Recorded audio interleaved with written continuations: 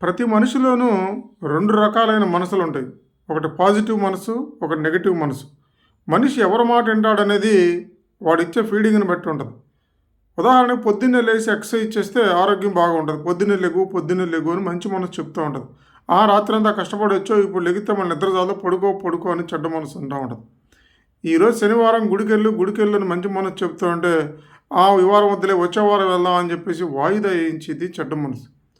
వాడు చెడ్డవాడు, వాడితో స్నేహం చేయమాకు అని మంచివాడు చెప్తే, వాడితో ఎంటర్‌టైన్‌మెంట్ ఉంటది. వాడితో ఎడతిరిగితే సరదాగా ఉంటది. వాడి మాట విని చెడ్డ మనసు చెప్తూ ఉంటది. అలాగే అబద్ధం చెప్పమాకు అంటే, అబద్ధం చెప్పు అని చెప్పి చెడ్డ మనసు చెబుతూ ఉంటది. అలాగే అసూయ, అలాగే ద్వేషం, అలాగే కోపం, అలాగే దూషణ, చెడ్డ సంభాషణ ఇలాంటివన్నీ చెడ్డవాడి వలన వస్తాయి.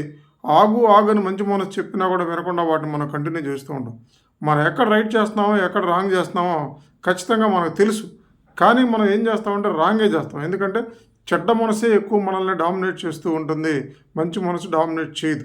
దానికి కారణం ఏంటంటే, నువ్వు ఎటువంటి ఆలోచనలు చేస్తే ఆ మనసు బలవంతంగా మారిద్ది. నువ్వు గుళ్ళు, గోపురాలు, వేదాంతాలు, భగవద్గీతలు, మంచి వాళ్ళ స్నేహాలు చేస్తే మంచి మనసు బలపడిద్ది. నువ్వు బార్లు, స్నేహాలు, రోడ్డు మీద చెదారంగాలతో తిరిగితే చెడ్డ మనసు బలంగా మారుతూ ఉంటుంది. నువ్వు ఎటువంటి ఆలోచనలు చేస్తే ఆ మనసు బలంగా మారుతుంది. కాబట్టి ముందు నీ ఆలోచనలను మంచి ఆలోచనలు చెయ్యి. ముందు నిన్ను నువ్వు గెలవటం అంటే నీలోని చెడ్డ గుణాలని, నీలోని చెడ్డ ఆలోచనలు, నీలోని బద్ధకాన్ని, నీలోని సోమరితనాన్ని, నీలోని అసూయని, ద్వేషాన్ని, కోపాన్ని, ఇతరులను దూషించడాన్ని నువ్వు గెలవగలిగితే ఈ ప్రపంచాన్ని గెలిచినట్టు విషయాన్ని అర్థం చేసుకో.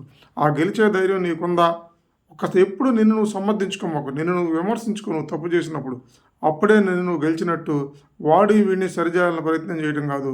ముందు మనల్ని మనం సరి చేసుకుంటే అదే గొప్ప విజయం, అదే గొప్ప ధైర్యం అనే విషయాన్ని మాత్రం మర్చిపోమాకండి.